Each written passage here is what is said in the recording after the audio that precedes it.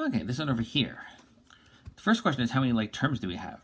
So the 4x squared and the 6x squared have the same variable and the same exponent. So they're like terms, but the 5x is not a like term. So it's going to be 4x squared plus 6x squared plus 5x. If you're not sure what order to put it in, traditionally we put it from the highest exponent to the lowest exponent.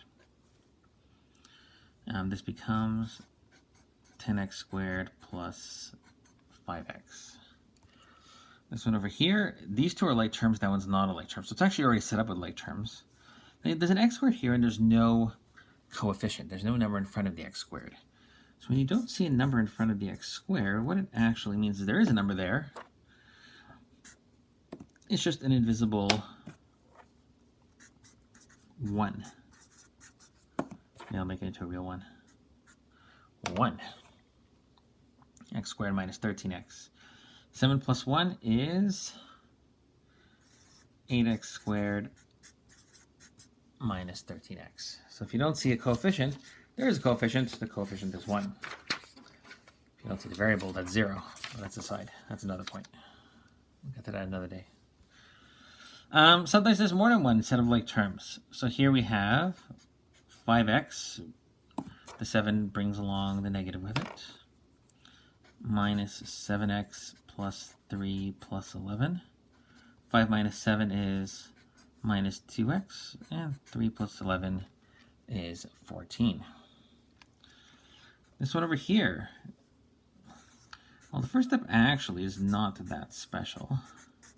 What's going to be special is our answer.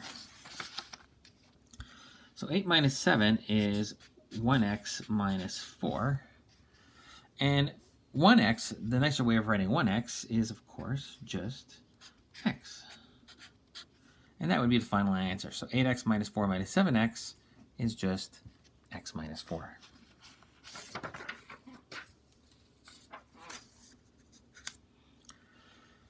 Okay.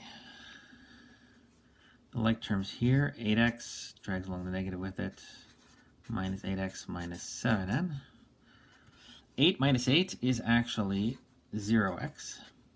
So 0x minus 7. And 0 times x is actually just 0. So it kind of goes away. Or you could write it as 0 minus, or it becomes 0. So there's two ways of looking at it. Either you could say that it becomes 0 minus 7. 0 times x is 0. 0 minus 7 is negative 7. Or it's gone and all we're left with is the negative 7. Either way, 8x minus 7 minus 8x is negative 7. Okay. We're getting to more interesting things here. So I'm going to do the, let's do the x's first. So that's these guys. So it's going to be negative x minus 8x. Then we'll do the y's. So that's going to be plus 3y minus 3y. And then we'll do the numbers. Now, what do we put in front of the 5? You may or may not recall. There's an invisible plus in the front.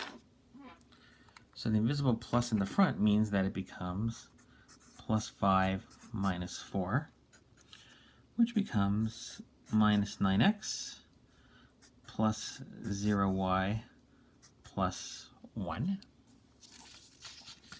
And 0y, we've kind of seen how to deal with it over there. It mostly disappears. And so the answer ends up being minus 9x plus 1.